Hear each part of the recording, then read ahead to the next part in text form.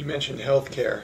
It's certainly an issue that's, because of the economic crisis, not been talked about as much, but the McCain plan would be a scary change for, especially for labor members who have health care right now, with taxing health care. Yeah, that's ridiculous. Not only for union members, but anybody who gets health care provided by their employer, whether it's the employer is the state or anybody else, a county, municipal, or your private employer, he would tax you. Now that's the first time in history. And here's the better your benefit, the better your health care, the higher the tax. So the incentive is to get rid of those plans. So his plan would give us less health care. It wouldn't do anything to control costs. It wouldn't do anything to bridle the insurance companies, the drug companies that have been outrageous in all this, and they're causing the problem. It would do nothing for them except encourage them to do more of the same, because they'd continue to make out with it. It's a crazy program. More deregulation. It's exactly what it is. It's like John McCain's middle name now. Yeah, that's exactly what it is. It's all about deregulation. It's all about Milton Friedman. And Milton Friedman had one real experiment, and it was in Chile. Now, I don't have to tell you what Pinochet did to people down there. In order to indoctrinate them or give them, he calls it the shock treatment, to make them willing to accept anything. I mean, there were literally hundreds of thousands of people that were tortured, killed, jailed, and whatnot. And now you see the failure of that. The people in Chile are still paying for that failed experiment of Milton Friedman and George Bush, and the same ideology John McCain clings to as well. We've got just under 4 weeks left. Obviously, labor's going to be pushing very hard.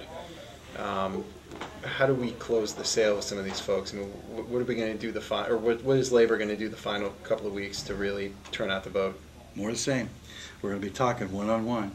We're going to be identifying people that are still undecided. We'll find out why they're undecided, what issues it is, and what it would take to make them decided.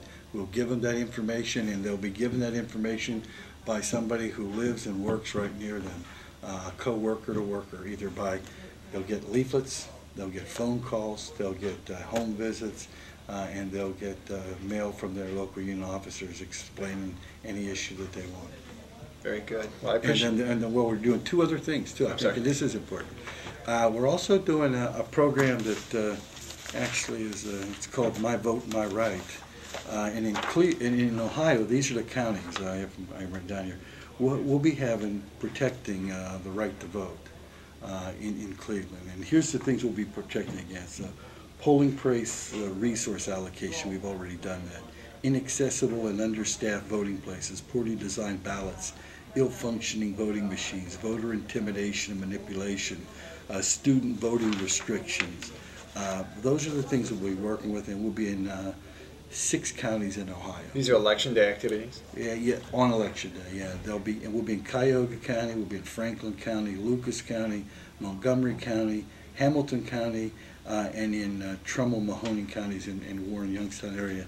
So we'll have lawyers, we'll have everybody out in those areas to protect people's right to vote. Fantastic. That's something that we haven't done in the past, and quite frankly, we learned right here in Ohio that elections in America can be taken because of polling places, because of machines and things like that.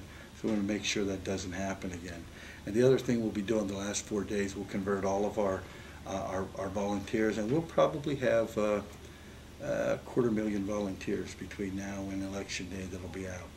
We'll convert them over to doing get out the vote stuff, notifying people. But the interesting thing is, like here in Ohio, we've been able to early vote, so we've been encouraging them already.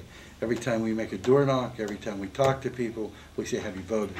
Would you like to vote now? Would you like an absentee ballot? So we've encouraged them to, and we'll continue doing that through election day. When the polls close here, we'll still have our people on the phone banks talking to people on the West Coast, so encouraging them to get out until the very last moment. But I'd hate to be one of those people who live in Oregon or Hawaii getting those calls that nonstop from every labor person in the country. But that's good. Whatever it takes. Yeah, we do, and we will to get them out.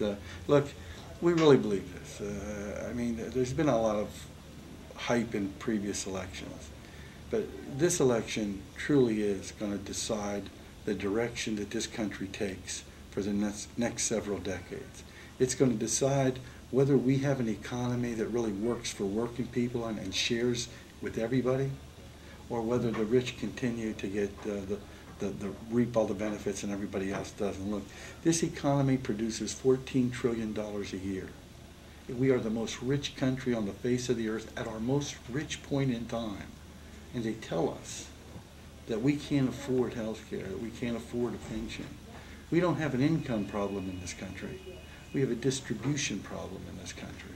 And the mantra that they hung on to, that the free market will take care of everything, just deregulate, get it out of the way of everything, and it'll be great, it's proven its failure for about the 15th time. People, I think, understand now that there's a real role for government, that these markets have to be regulated so that there's fair treatment, so that they can't continue to pig out and have a big party, and then whenever they go bankrupt, ask us to bail them out again like they just did. This is like the 6th time they've done that. This isn't the first time. You know, you think back into our history, it's like the 5th or 6th time that they've asked us to bail them out for these parties because they deregulated. It sounds like they're talking about a 7th already. Well, no sooner did they sign the last one. And did you see John McCain's solution to all of this? It was his 3rd solution to the problem. Yes. In just a week, it's his 3rd solution, which is scary in and of itself.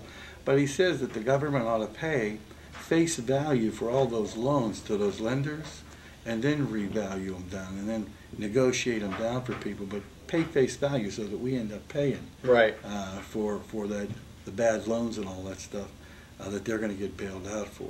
So this election, more than any other, is going to decide that. And when it comes to working people, this really is an easy decision. The choices have never been as clear as they are right now. I mean, you got Barack Obama, who stands with working people, John McCain, who stands with rich people, Barack Obama, who wants to change the system to make it more fair, John McCain, who wants to keep the current system because he thinks it is fair. That's the decisions to be made here. And so we're pretty excited about it. We're picking up momentum, and on November 4th, I think we're going to have a different America. Richard Trumka from AFL-CIO, and we're just 4 weeks out from the election. And glad to hear Labor very much involved and engaged, and this is going to be a different turnout, or different result this time than the last time. But absolutely. Let's keep fighting. Thanks, man. Thank you. Appreciate it.